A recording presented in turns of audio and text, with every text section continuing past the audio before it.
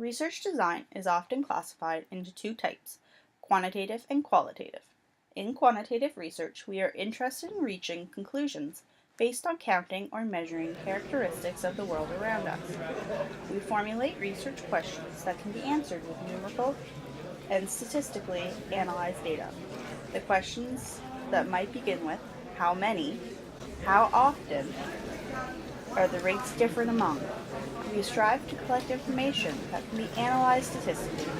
We follow strict guidelines to ensure that our results can be generalized, and the variables, characteristics of the world in which we are interested, are defined precisely enough to allow counting. Data analysis is a design based on the statistical analysis of existing surveys or of statistics collected by governments or large survey organizations.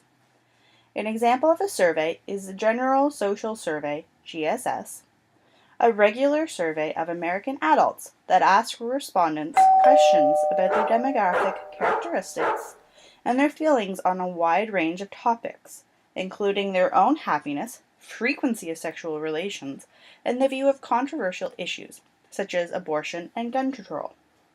An example of secondary data analysis is provided by Monique Payne's use of a large, nationally representative data set to explore the effect of residential mobility on adolescents' educational achievement. More mobility turned out to be related to diminished achievement, with many other variables controlled.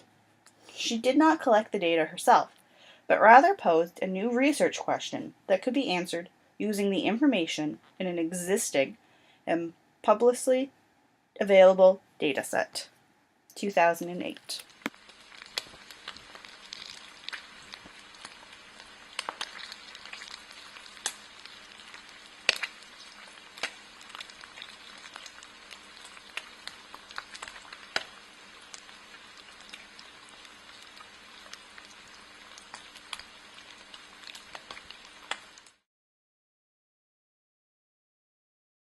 Finally, one simple way to characterize quantitative research is this.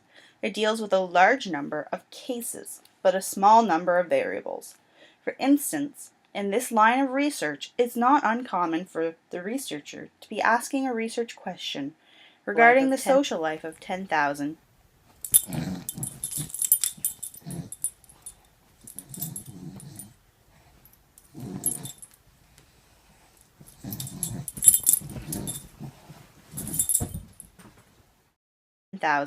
to even 10 million people.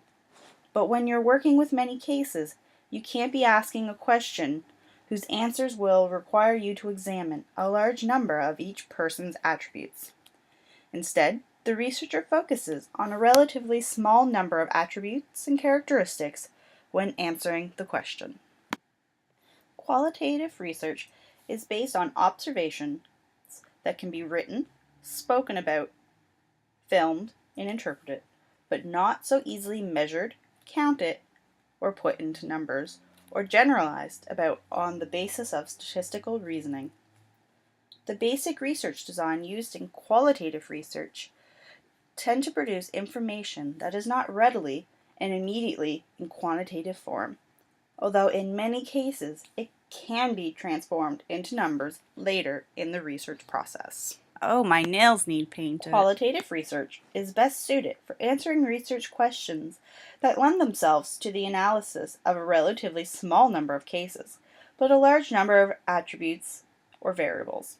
So, in contrast with quantitative research, you're going to be working with a relatively small population, but you're going to learn a great deal about each case in the population.